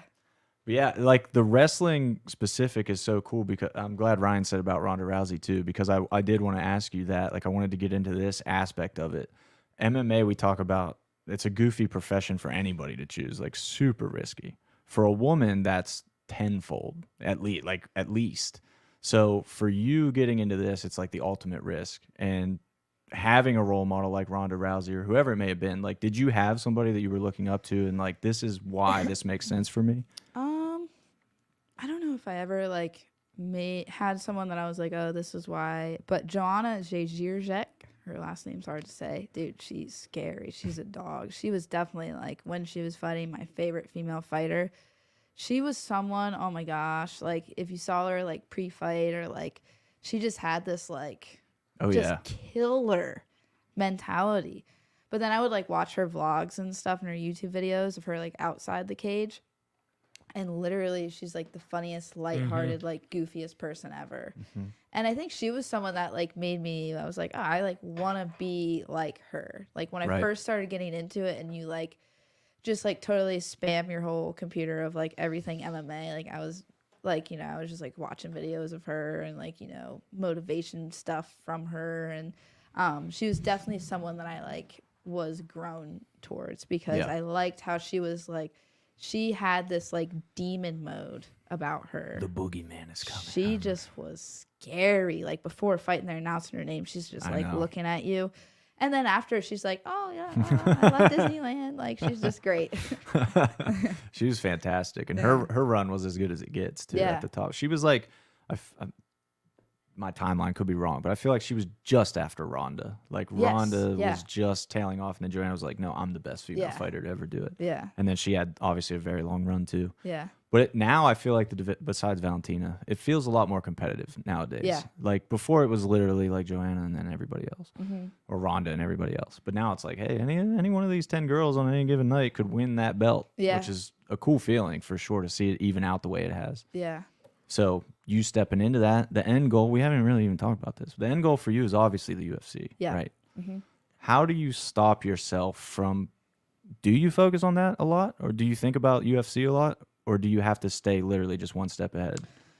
I just literally how I live my life. Like I said before with the like about this next fight, it's just like day by day. Mm-hmm. Obviously that's my end goal and like I work towards it, but my working towards it is like it's really hard to see an end goal because like when I see that, like when I just even think about this next fight, I'm like, okay, before I can enjoy myself and have a White Claw, I have to do a lot of hard things until I get there. Okay. I have my hard weight cut coming up. I gotta, kill myself with that. I gotta like go to weigh-ins. I gotta wait around. I gotta like do the whole like fight day thing. I gotta like, like warm up for my fight, deal with those nerves and then get in the cage and like deal with all this stuff. And like, it's so much like, so I literally just go day by day. And like I said, do what I can, what I can control. What I can control is like, what I'm doing right now, doing the best thing that's for me. What's best for me? Staying focused, staying training, staying ready. I don't want to just like say that I want this so bad. I'm going to show you that I want it so bad. Like it's going to just speak for itself. And obviously like, making smart decisions for the UFC and like smart fights. And like, I think Invicta will be a great, skyrocket for that. And, and like one thing I realized with going pro is like you like have to, like I say like all this White Claw stuff, but like I don't really drink a whole lot anymore till I know I can fight, so like that's just like staying ready. When LFA fell through, I was like, okay, well, I'm staying ready all the time. You can call me next week and I'll be there ready to go. So that's also like it's just it's a super long road that I'm not naive to. So yeah, I think just like day by day doing what I can is going to help me eventually to like, the UFC and, PFL, anything that can get me there. Yeah, I'm glad you brought up Invicta again because I wanted to get into that too. How are you able to, I don't know how much you can talk about your contract, how are you even able to fight for us? Like, just, I mean, I do know, I'll be honest, like I know obviously, but people probably want to know. So I talked to my management and when I signed the contract, basically, from what I understand, this isn't like written in the contract, but they just kind of like want you. They want to help skyrocket you too. They're just like you guys. You want the best for fighters, so they don't have shows every other month. So like, I signed the contract with hopes of getting on their October 27th card in Boston, and I didn't. And their next card, and I hadn't already fought for so long. I was like missing out on a lot. Not missing out. I had a lot of opportunities fall through with not getting opponents like, for like these cards and the LFA and whatnot. So October had fallen through, didn't get an opponent for that one. And their next card, I don't even know if it's announced yet, is probably not going to be till early this coming year. So it's like, okay, I got to wait till then still. And they don't really want that for you. So my management's like, nope, as long as we get the blessing from them and you can find another like local card, they usually just let girls, do that. And as long as you get the blessing from them. So it's kind of like what I did. I got the blessing from them first because I got a matchup because they want to see you, stay active and do the best for you. And super blessed for them letting me do that too. That's super cool. As long as I fulfill what they need from me. So if they're like, we need you this date, then I sign the contract and I stay professional about that and, stay with them. Mm-hmm. Were you like an Invicta fangirl, would you have said? I wasn't a fangirl. I'm honestly like not a fangirl of anything. Just like when you asked about the Jessica I fight, like I don't know a lot of stats about anything or people or like I'm a I'm an athlete appreciator. Like I really appreciate a good athlete because I know what it takes to like make it to that level, and I like to watch fighting and stuff like that. But Invicta to me was like I was like once again like starstruck. I knew that Invicta like produced a lot of good female fighters in the UFC, and I knew about them when I first started fighting. And like if you would have told me like when I first started that you're gonna sign a 4-fight deal with Invicta, I'd have been like, wow, that's so cool. And I still feel that way. So I'm like I'm a fangirl in the way of like I really appreciate what they do, and I realize the level that it is to be a part of it is I'm very blessed for that. I feel like you're so driven and kind of maybe lighthearted might be the word, but there is an element to me. You were talking about how cool it was. Oh, I'm training with pros now, like Ryan said, now you are that pro. Oh, it'd be cool if I signed with Invicta. Now you are that Invicta fighter. When it seems like you're able to take that in stride extremely well. Like when it happens, it doesn't really overwhelm you. Would you say that's accurate? Like Yeah. that change, like it just happens. You're like, well, this is my life now. I guess I'm going to do this thing now. Yeah. Like, where do you think that comes from? I honestly think it comes from me, a little bit of like imposter syndrome, me not like thinking I'm that, like I don't know. I'm like, oh yeah, well it's cool I signed with Invicta, but like I haven't done anything yet. You know what I mean? Like, Yeah. oh yeah, I'm going pro, didn't have my first pro fight yet, so like I have that like humbling in my mind, which is a good and a bad thing. Sure. Because you gotta like believe it, you gotta be about it, and I recognize that. But yeah, I think it's like, which I bet you a lot of people go through that. Like the greats are just humans. Like meeting Jessica I, I'm like, oh, she's just like a person like me, Like she's just another girl fighter like me. And I think there's a lot of people that are the opposite. Like they build themselves. I think it's all ego and like self doubt and stuff. But like a lot of people, I think, do the exact opposite and like build themselves up before they've ever done anything. Yeah, I think it's like that in just like life. You could have that anywhere. I mean, I worked like in law enforcement as a probation and then parole officer and stuff, and I think that's just life, if like some people aren't so humble and hey, whatever, that's you. You know what I mean? Like I can see through it and I don't really care how you live your life, but like, life humbles you without you asking for it. You know what I mean? Like your true colors will shine. And like, that's one thing I always just want to stay true. And this is the most humbling sport with a fight, Yeah. And so, yeah, I think like you're totally right about that, Ryan. I think a lot of people are opposite. But I think if you look anywhere in life, people are just like that. Some people are just, you're like, cool, dude. That's all right. Whatever makes you feel better, that's fine. Sure. Do that. And that's what I think is a part of like what I talked about earlier on, like the aura you have is just like super, the type of person that people want to be around. Oh, thank you so much. Except for your opponent on fight night. Yeah. Did you get your hair cut? No, I didn't. Does it look shorter? Yeah, it does. No, I actually haven't cut my hair in a very long time. Same, bro. There we go. See that? Well, who's? Yeah. You might have. Yeah, longer maybe it hair was than me. Hunter I was It's thinking close. of. It's close. Yeah. My last haircut was like right before COVID shut down. When the Really? COVID shutdowns happened, I said, all right, barbershops are closed. I'm just never cutting my Just hair letting it again. go. It's happening now. Yeah. You pulled off nice. Thank you. I like it. Thank you. I actually had longer hair at one point in college. okay. It was like, it was crazy in college. Oh wow. Yeah. Ryan's a fan. Ryan loves Ryan my loves- hair a lot. He probably does. He talks about it all the time. Says how professional it looks yeah. Anthony Hogeback just commented, "That's my dog." Oh, dude. Anthony. He's gonna fight tomorrow, right? Tomorrow, You for should the be belt. weighing in right now, bro. Focus on He weigh-ins. probably I'm glad is you're soon. watching. What time is it? It's 1:20. He probably is soon. Anthony, we love you. I'll be there tomorrow to support you. Get So, that belt, brah. Bring home He's that going to. strap. He's gonna be double belted up. Hey, I want to say, like, shout out Hound Dog. We got our 247 award show coming up after these yes. fights for the year. Hound Dog's a comeback of fighter of the year contender here. He Yeah. took an L back in April for us, I believe it was, but he's bounced back, won a couple. If he wins this one, won a couple titles. Like, that makes a pretty strong case for Yeah. comeback fighter of the year. We'll see what happens there.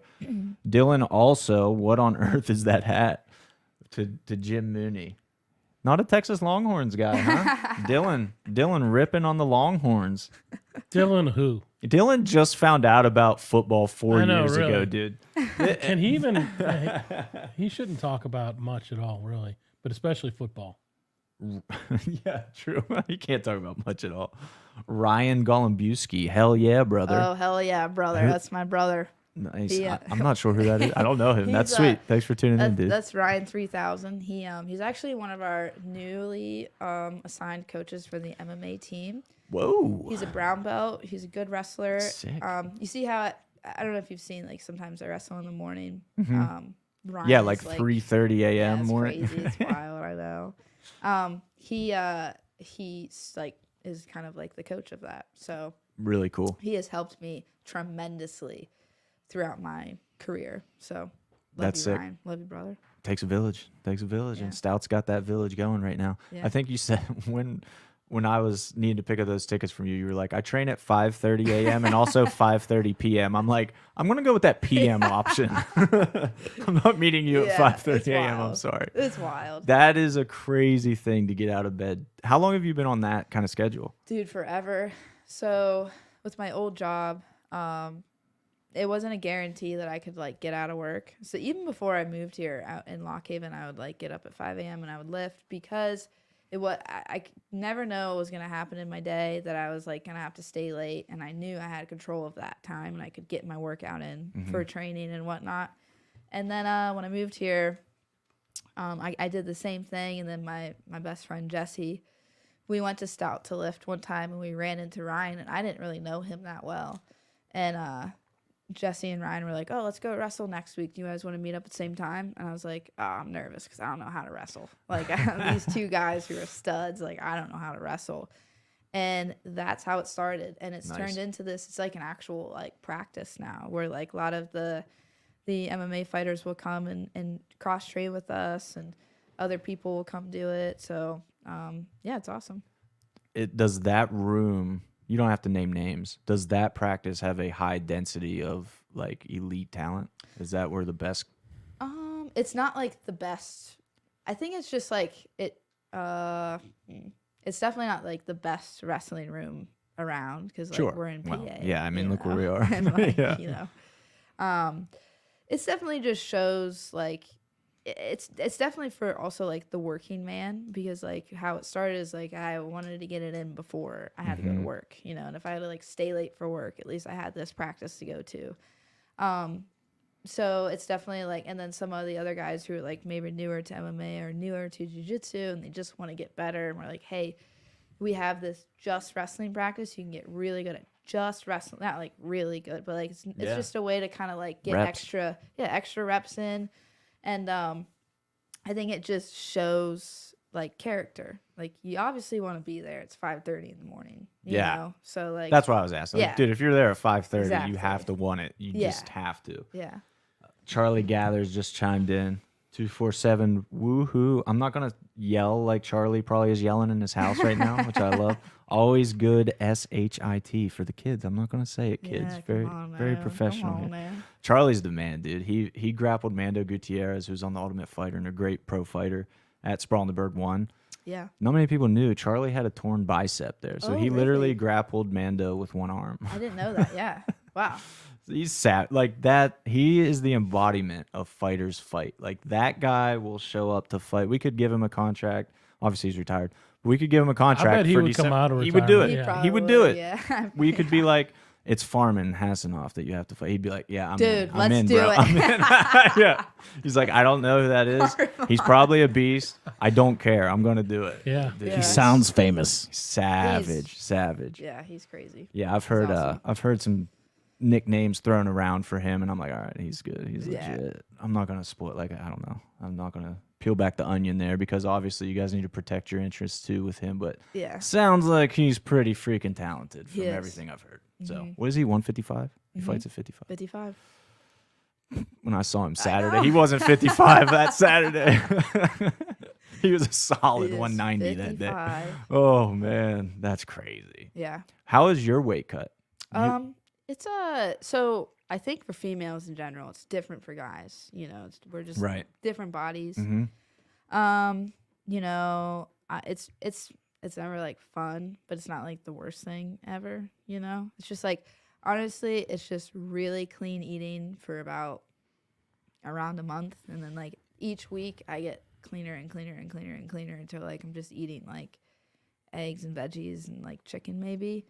And I usually don't have like trouble, I would say, getting to 35. It's just like discipline to get there. And it's pretty easy. Do you have a pretty set? Do you work with anybody for nutrition or anything like that, or have you just kind of figured it out over time? Honestly, like if I have any questions, I ask Will. He's like really good in that. He literally wrote a book on it. Yeah, he's like, but once again, like we're so fortunate. So I'll be like, hey, I'm here. Like, and throughout cutting weight, I've learned a lot doing it and asking him questions. I'll like retain that information and just kind of like remember what to do or what not.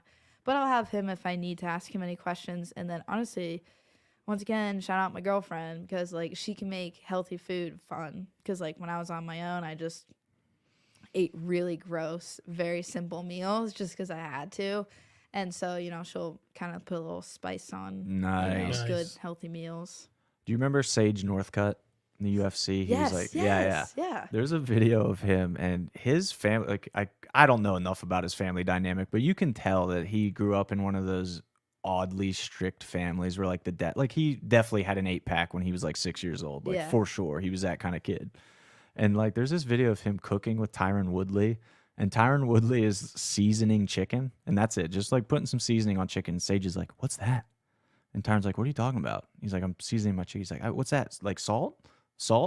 And Tyron's like, yes, you season your food. And Sage is like, oh, I've never had that. And then they cook and he takes a bite. He's like, that's really good. It's like, I never knew chicken could be like, dude, it's literally one of the funniest clips ever. Like, you know, like the white person meme, we don't season our food. Like, it was literally that to a T. Like Tyron Woodley cooking for Sage Northcutt, salt blew his mind. Yeah. So knowing those things, like obviously having nutrition down, super important for you guys. And we're far enough away from the fight that I'm not going to feel like as much of an asshole asking this. What's your ultimate cheat meal?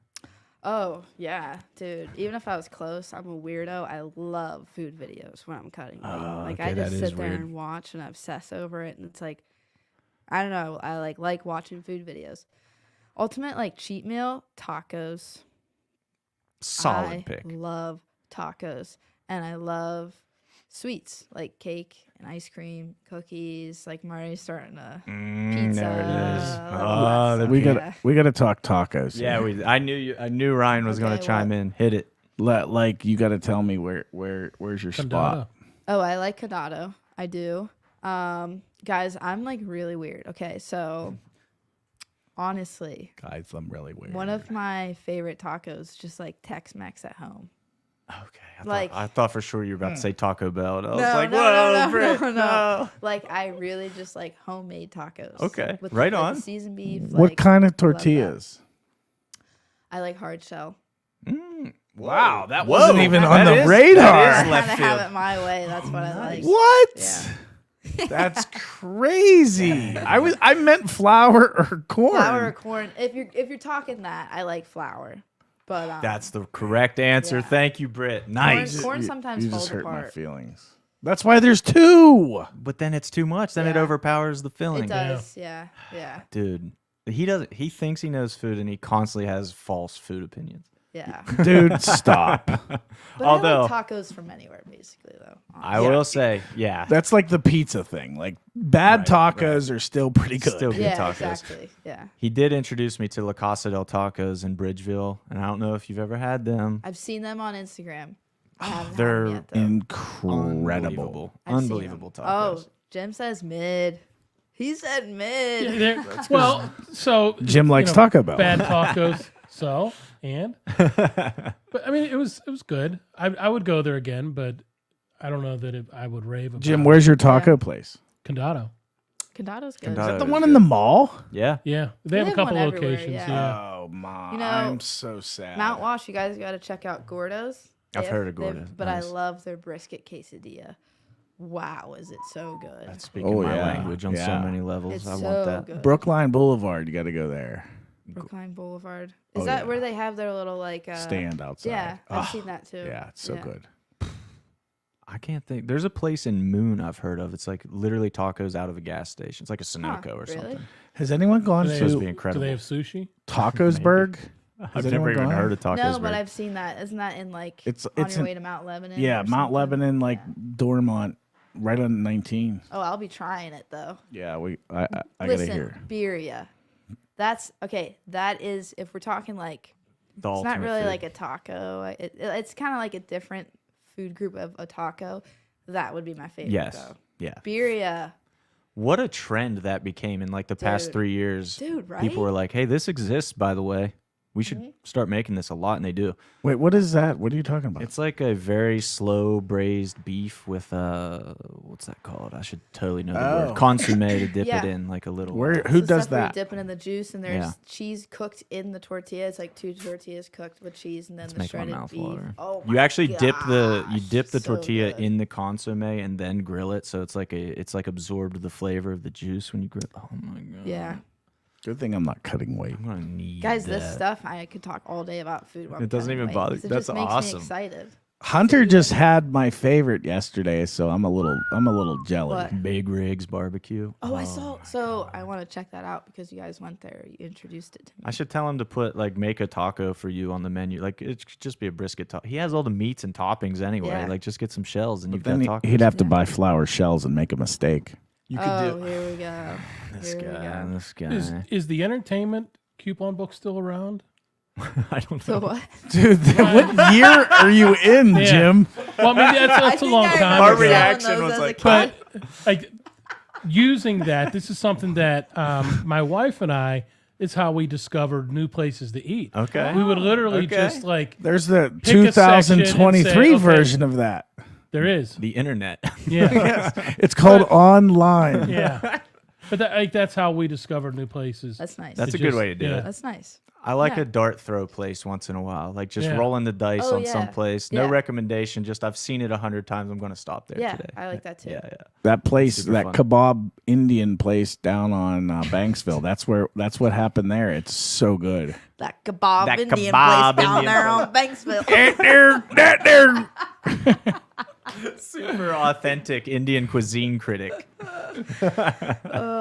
That's beautiful. I want a taco now, dude. I really do want a Me taco too. now. It's That's okay. pretty- Have you had speaking of healthy things, like the carb balanced tortillas?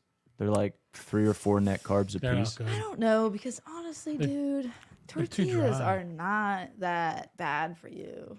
Okay. They're just not. Fair. Like if you want carbs, just have them. Just do it. And it's a tortilla. It's this small. I used to be like that though. Yeah. I used to be very like mindful and like Sure.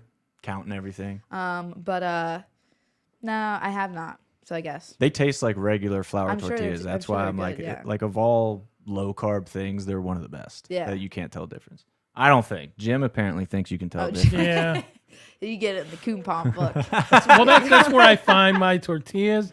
Is there a Section specific tortilla 7. section? Yeah. Yeah, subsection 3, page 4. Oh wow. I loved the play of saying hard shell taco though, because that is super uncommon. So now I need to take it a step further with like Condado does it. I know Taco Bell does it. How do you feel about the hard shell wrapped with a soft Oh, shell? I'm for it. All If there's about that? cheese with it. That's the thing. If You got to there's bind them. cheese, Yeah. I get it. But if I'm trying to sit and have like 6 tacos, I don't want too many shells in one. Because then I'm like, it's a lot That'll of. fill you It's up. 12 It's gonna shells. fill That's a me lot up of a little more. Yeah.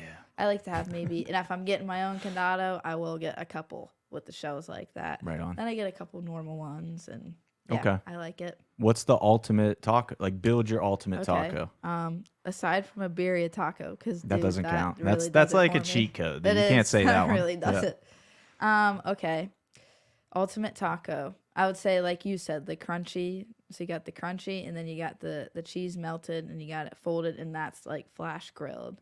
And then you have shredded beef, okay, seasoned to the perfect season amount that you can have, okay.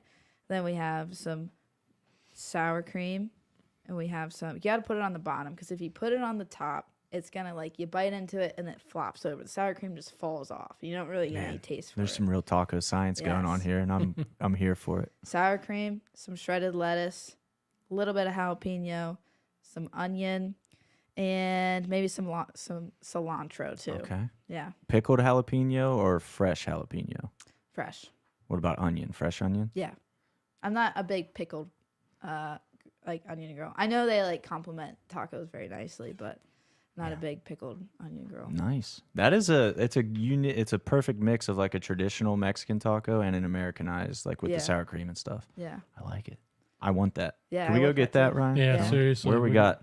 They're on their way. Is the nearest taco place to here like 30 minutes away? It's 2 hours Probably. Yeah. Probably. We're 2 hours away from a taco right now. by flight. It's brutal. Britt, I think we're going to wrap this up. We've been rolling for like an hour and a half, almost an hour and 40 minutes. That It always flew. goes an hour and what? 40 minutes. 140. Almost? It's 140. Oh my goodness. Yeah. Wow. I know it goes so Okay. fast. It's completely ridiculous. Thank you for anybody who listens. It's a while. They're going to be listening. You got your Yeah. army out there. You got your support system. I Yeah. know all of Stout. We've obviously had a lot of people commenting live. It's awesome. Thanks everybody for listening. Britt, December 16th versus Danielle Wynn at Brawl in the Burgh 19. Tickets at 247fighting.com, or do you have any left? Oh physical? yeah, I have general admission tickets. So listen up. Go to my Instagram, link in bio, link tree. You can reserve yours. I'll get your name. We can do Venmo or cash, and I will get you your tickets. I have general admission left, so hit me up. That's awesome. I was going to just completely wrap it up, but I want to shout that idea out to any young fighter, old fighter, pro fighter, amateur fighter. Learn Yeah, we from the talked best. about this. Yeah. Her reserve online, her physical consignments is one of the smartest ideas I've ever seen a fighter selling tickets do, and everybody needs to copy that, in my Yeah. opinion. It just makes sense. Why not? An easier way to get your consigned tickets out there and it's make so money. much easier when I'm juggling a lot of tickets. It's made it so much better, and I can't take the credit. Literally, was my girlfriend that came up with that idea. So, thank you. With She's the pretty link tree. swell. She's pretty great. Pretty great. So, That's yeah, it's great. That's a good way to end it. Be like Britt. Be like Britt. Come Oh, out to the okay. fights December 16th. We'll see you all there. Thanks for listening. Oh. Where's the fan?